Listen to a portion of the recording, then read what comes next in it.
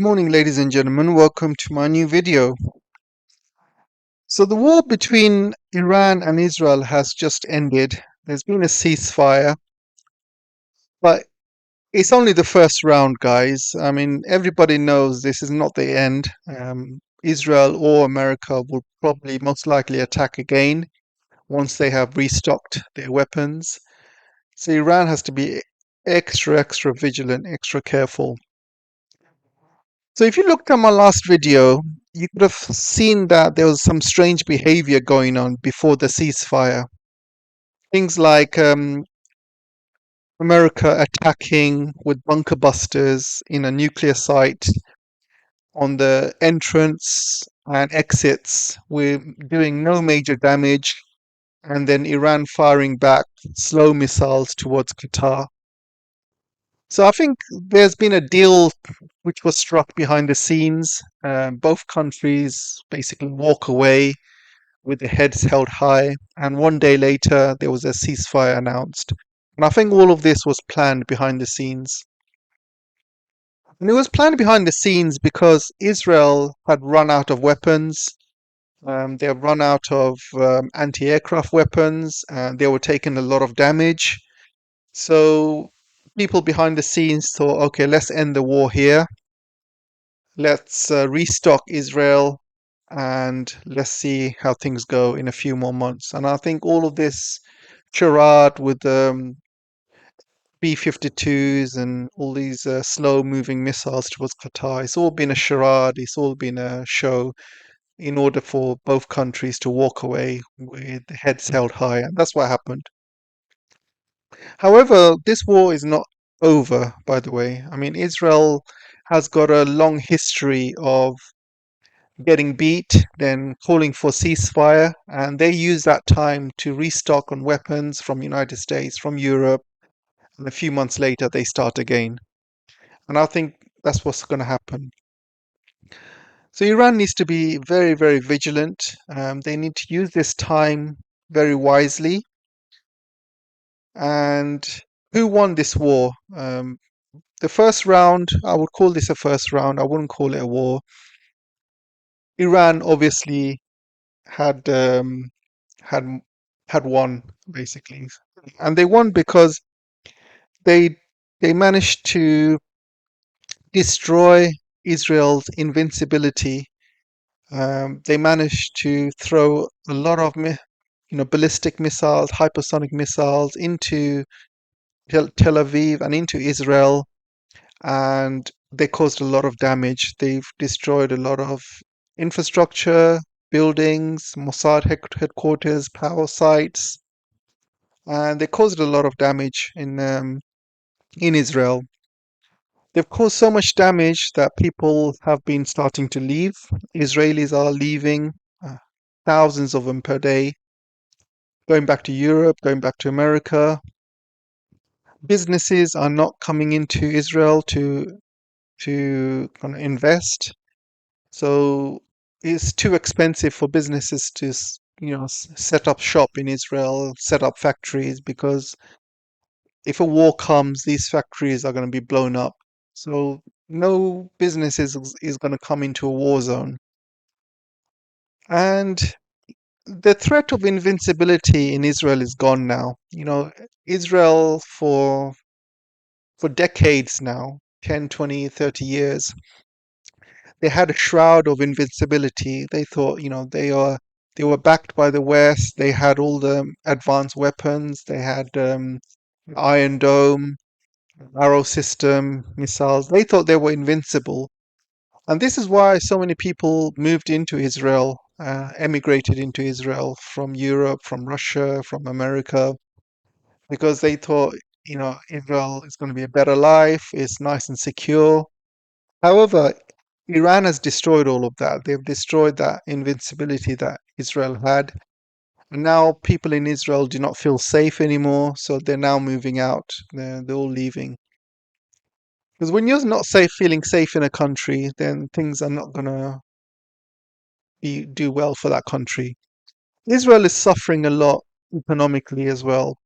With all these wars they're fighting with all their neighbors, they are losing a lot of money. They're losing a lot of equipment.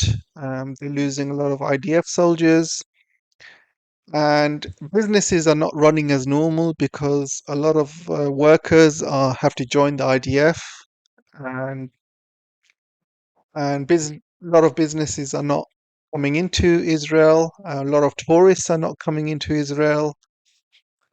So they're losing a lot of money. They have to fix a lot of the damage caused by all these missiles, infrastructure bombs, and they have to replenish all of these weapons that they've lost as well. And yeah, so they're losing a lot of money economically, guys. And some of the ports have been shut down. Ely port has been shut down. Haifa has been shut down. There's a lot of electricity problems. And the whole world is basically shocked at Israel's genocide that they're doing as well. So Israel is losing a lot of friends and they're losing a lot of support around the world. So they're losing a lot of money economically. Well, I guess they don't need to worry because it's the American taxpayers that end up footing the bill, right? And also British taxpayers have been paying as well, and Germany has been paying as well. So they have good backers. Iran, on the other hand, yeah, they've taken some losses. They've lost some scientists. They've lost some military heads. They lost some, administration. In the first day of Israel's attack, Iran lost a lot of people. They lost a lot of. They've had a lot of damage. Um, However, Iran can always recover from that. This is a good opportunity for Iran to replace everyone that's lost, and also it's a good time to purge Iran for all its spies. Purge. There's a lot of Mossad spies in Iran. There's a lot of Indians in Iran that have been getting up to no good, working for Israel. For example, there was a drone factory which was used to produce drones, and these drones were attacking Iranian sites all over Iran. And this drone factory was basically had Indian workers in it. All of them were Indian. They all got arrested. And India has been very silent. They have been silently supporting Israel, not Iran. And Iran needs to look at their ties with India. They need to get rid of the Indians' grip on Chabahar port. They need to get rid of them, and they need to rethink their ties with India, really. And it's also a good opportunity to get rid of any dissidents in Iran that's been supporting regime change. Anybody that's been doing any helping the enemy, any kind of influencers or any press, or any even army people. It's a good time to purge a huge purge of Iranian dissidents and spies. So this is a good opportunity to do it. It's been a good experience for Iran in this first round of war with Israel. They managed to test their missiles, which they did, and which is a very good win for them. However, they have failed in other areas. For example, they have failed in anti-aircraft capabilities. They have failed in air capabilities. They have failed in anti-drone capabilities. They have failed in many other areas, and Iran needs to rectify that as soon as possible. They need to use this time an opportunity to get as many modern weapons from China and from Russia as fast as possible. So they need to get jets from China, J-10C, J-17. They need to get the PL-15 missiles. They need to get their anti-aircraft missiles that China has with the advanced radars. And they also need maybe anti-aircraft missiles from Russia. They need to get all the missile equipment as well, all the raw equipment they need to produce these missiles again. They need to produce these missile factories underground where they can't be bombed. And and yeah, so there's a lot of things that Iran needs to do to prepare, because once Israel restocks and rearms, and they can easily attack again, because once they find out that their attack made no damage to Iran's nuclear sites, they will attack again.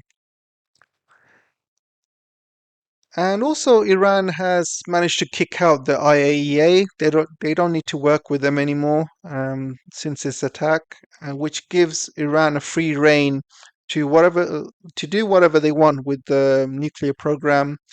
They can accelerate it, which they will. They will build more hidden underground sites, which they will.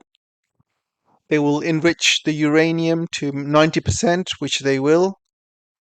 And they will also probably build a nuclear weapon, but not have a nuclear weapon. And they will build all the components around a nuclear weapon. So, for example, they will build the delivery system, the warhead, um, the actual the missile, and the uranium. They can build all that separately. They don't need to build an actual bomb. So, Grand Ayatollah Khomeini, he basically did a fatwa against Iran having a bomb. So as long as he's alive, they cannot build a real bomb. So I think what they're going to do is maybe build all the components they need to have the bomb at short notice. So they will have the delivery system, the rockets, the communications, the warheads, the enriched uranium. They can have all of that ready to go if the time comes. And I think that's what Iran's going to be looking at. So it's bad news for the IAEA. Iran has obviously, in their parliament, they approved a notion to kick out the IAEA. There's going to be no more inspections.